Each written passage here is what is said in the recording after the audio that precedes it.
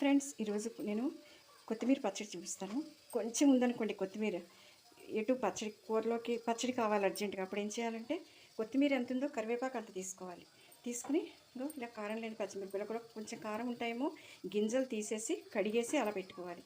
ఒక్క ఎండుమిర్చి రుచికి, కొంచెం ఉప్పు, పసుపు, కొంచెం బెల్లం, మినపప్పు, ఆవాలు పోపుకి, కొంచెం చింతపండు పులుసు. చూడండి, ఇప్పుడు కొంచెం పోపు వేస్తున్నాను. మనం కొంచెం ఆవాలు ఎందుకు వేస్తాను అన్నింటిలో అంటే బ్లడ్ సర్క్యులేషన్ బాగుంటుంది, తర్వాత స్కిన్ కూడా మంచిది. ఎండుమిర్చి, తర్వాత పచ్చిమిర్చి,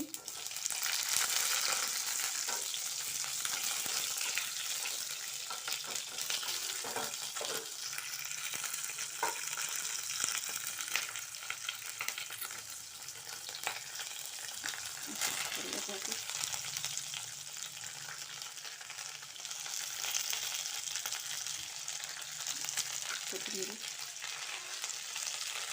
కరివేపాకు, కొత్తిమీర కూడా ఇంచుమించు కళ్ళకి, జుట్టుకి మంచి చేసేవి.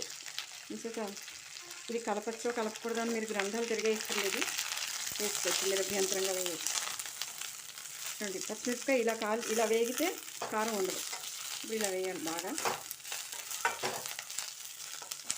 కొత్తిమీర మాత్రం ఎట్టి పరిస్థితుల్లో కరివేపాకు కానీ కొత్తిమీర కానీ కొంచెం కూడా వేగకుండా వాడకూడదు. అది తినకపోయినా ఆరోగ్యమే, కానీ పచ్చి తింటే మాత్రం వేరే రకాల అనారోగ్యాలు వస్తాయిట. ఇవన్నీ పరిశోధనలో చెప్పినవి. నేనేం మా ఇంట్లో కూర్చుని తపస్సు చేస్తే కనిపించినవి కాదండి. మంచిగా మీరు నమ్మచ్చు. బాగా వేగాక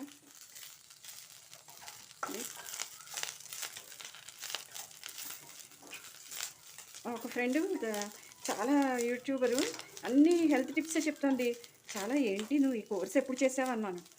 ఏముంది, పేపర్లో అన్నీ వచ్చే టిప్స్ అన్నీ కలిపి రాసుకుని చెప్తున్నాను, మన ఎవరో అడగొచ్చారు డిగ్రీ అని. కానీ పొరపాటున మీరు ప్రొఫైల్ చూసి మరీ హెల్త్ టిప్స్ చూసుకోండి. లేదంటే మన ఫ్రెండ్ అయినా మన అన్నైనా కానీ ఎవరు చెప్పినవి మాత్రం తొందరగా గుడ్డిగా నమ్మకూడదు. అది ఇప్పుడు వేగింది కదా, వేగాక ఈ చింతపండు తీసి ఇందులోనే ఆ వేడికి నేను ముక్కలు వేస్తున్నానంటే మీరు కూడా ముక్కలు వేయకండి, మిక్సీ విరిగిపోతే మీ వారు తిడతారు. అందుకని నేనంటే చల్లారేటప్పుడు ఇది మెల్ట్ అయిపోతుంది. ఇలా వేసి ఈ వేడికి ఇలా స్టవ్ ఆపేస్తాను. అంతే, ఇది చల్లారాక మిక్సీ వేసేద్దాం.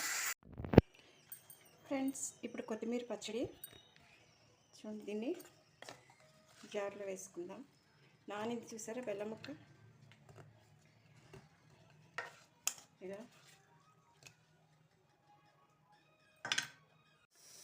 ఫ్రెండ్స్, ఇప్పుడు మేము చేసాం కదా గ్రైండ్ చేసిన పచ్చడి, చూడండి ఇలా. ఫ్రెండ్స్, ఇలా తీసుకున్నాక ఇది పచ్చడి ఇలా ఉంటుంది. చూడండి, కొంచెం కొత్తిమీర ఉంటే ఎక్కువ పచ్చడి ఎలా చేయాలో టిప్ తెలిసింది కదా. Thank you.